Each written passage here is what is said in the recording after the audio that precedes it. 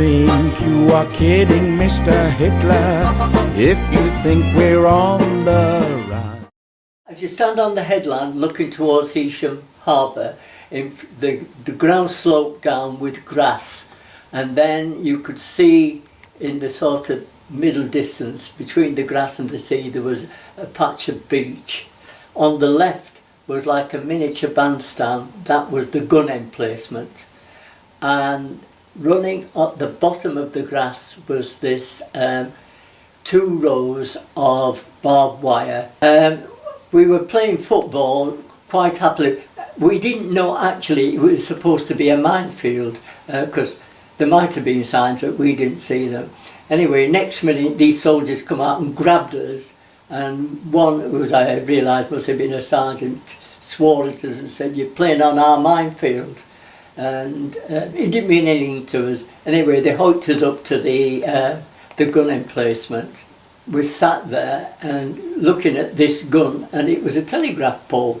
I was only 9 or 10, but having seen all these war films, I knew what was a gun and I knew what was a trunk of a tree. Anyway, the policeman came and took us home, and Mum did her nut, showing us up in front of the neighbours, having the police come into the house.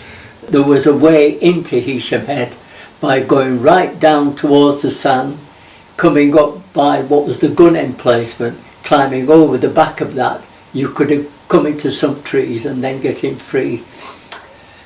The coach appeared at St Mary's once and took us to the Palladium cinema where we saw Bambi, and that instilled into me my horror of hunting. And then later, must have been the same year, because another coach appeared and took us to the Odeon where we saw The Wizard of Oz. When I was an apprentice, I started working long hours and cycling from Heysham to Lancel and back again. I was the first out of the house and last back. Saturday afternoon was the only free time because I worked Sundays, so there was very little time apart from evenings, so I'd either go to the cinema. It was either cinema or dancing. When Mum could afford to get the battery charged, we would listen to Variety Bandbox every Sunday. Albert Modley came down Tunstall Street and he found about 6 or 7 of us playing in the street, and he got us some empty biscuit tins with a piece of string round our neck and some twigs or sticks. And Geoffrey had the biggest box, and we came on in front of Albert Modley playing these drums, and Geoffrey's clogs were actually mine because everything was passed down in those days. And as Geoffrey took 2 paces forward, he left a clog and he came back from it. This had the audience in hoots, and Albert Modley actually, instead of being straight-faced, he was laughing his head off. If you wanted to get into the central pier, you right at the very end where the boats used to come, there was, in the ironwork, there was a lower deck, so you could go downstairs and there was this ironwork. Well, if you crawled up there and crawled up the outside, you could actually get in for nothing. The bloke who used to run the turnstiles, because we didn't go out that the same way, we used to go out through the turnstiles, and he used to look at us, and I can remember thinking I never saw them come in.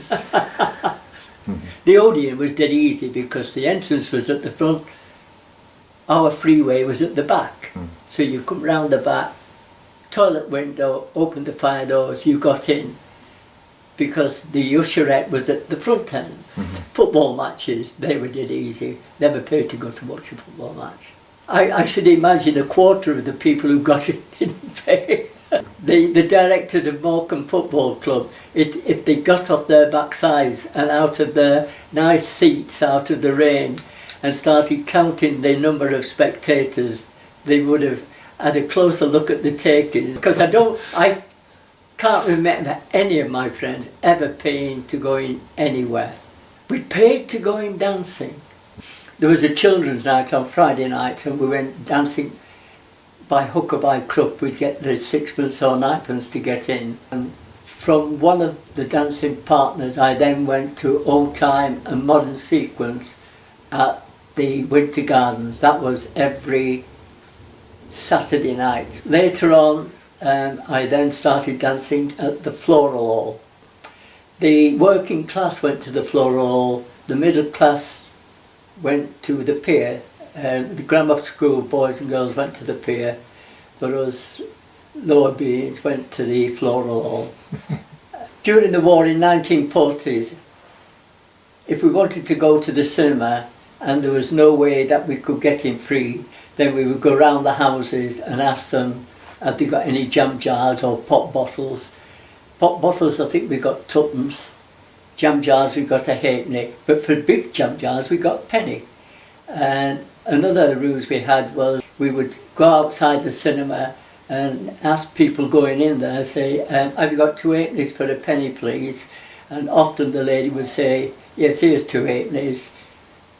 Keep the penny. And by the time we got sixpence, one could get in and then straight down to the toilet, open the fire doors or open the toilet windows, hook the other one in, keeping an eye on the usherette, and she was keeping an eye on us.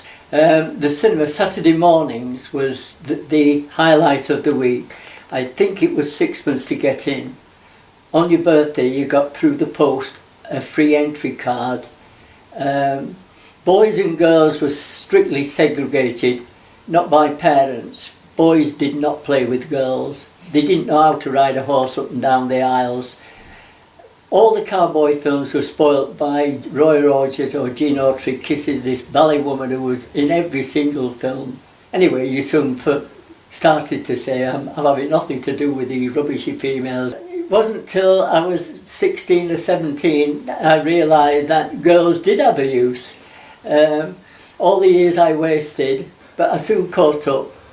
We sneaked in the Tower Cinema, Gormott as it was later. You could get in there. Now that was barbed wire, but we could always find a way of getting, no matter how clever they were at putting the barbed wire, we found a way to get around it. Streetwise, we call it now.